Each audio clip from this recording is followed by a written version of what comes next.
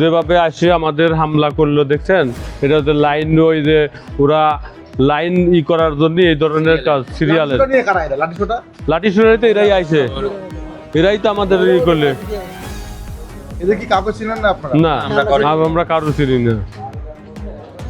এরাই কি সিরিয়াল এরাই সিরিয়ালের গন্ডগোল করছিল।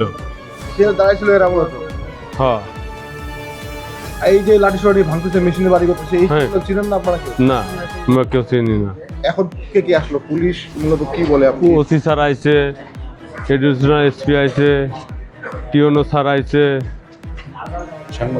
সাংবাদিকরা আসছে। আপনাদের আহত কয়জন আর ক্ষতির পরিমাণ কি? আহত হয়েছে আমাদের এক সুপারভাইজার, 2জন আহত হয়েছে। ক্ষয়ক্ষতি কিরকম? ক্ষয়ক্ষতি তো আপনার এই মেশিনটার দামই তো 5 লাখ টাকা, আর এই গিলাস আর ক্যাশ পাতি আমরা হিসাব পাতি করি নাই। আনুমানিক বলা যায় না? না, আনুমানিক বলা যায়, কারণ টাকা পয়সা আমরা কতখানি বিক্রি করছি আমরা তো সকালের থেকে এটা হিসাব করি নাই। রাতেবেলা ক্লোজিংয়ের সময় কলেজের সময় হিসাব করতাম। মামলা কি আপনারা এখন আইনানুগ স্টেপের পরামর্শ দিয়েছে পুলিশ? হ্যাঁ, আইনের পরামর্শ দিবেন আপনারা? রাতেই দেবো, যদি পুলিশ রাতে পরামর্শ করে এখন রাতে।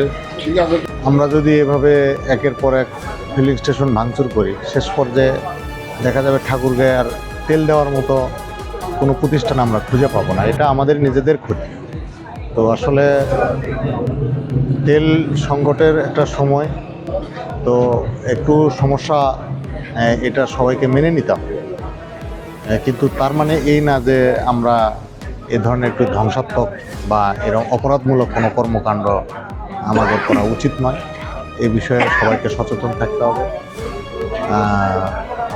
ফিলিং স্টেশন কর্তৃপক্ষ তারা আইনের আশ্রয় গ্রহণ করলে সংশ্লিষ্ট আইন শৃঙ্খলা বাহিনী এটার যথাযথ পদক্ষেপ গ্রহণ করবে। আমরা আশা করছি যে তেল সরবরাহ, বিতরণ এবং গ্রাহক পর্যায়ে সব ক্ষেত্রে যাতে শৃঙ্খলা বজায় থাকে। আমরা সারাদিন আজকে মোবাইল কোর্ট করেছি, আমরা এগুলো ভিজিলেন্সের মধ্যে রাখছি, আমরা ভিজিলেন্স টিম গঠন করছি। আমরা আশা করছি যে আমরা প্রতিনিয়ত এভাবে আমরা তদারকি করব এবং কোনো ধরনের যাতে ভায়োলেন্স না হয়, এই ধরনের ইয়ে না হয়, আমরা সেই চেষ্টাগুলো করব।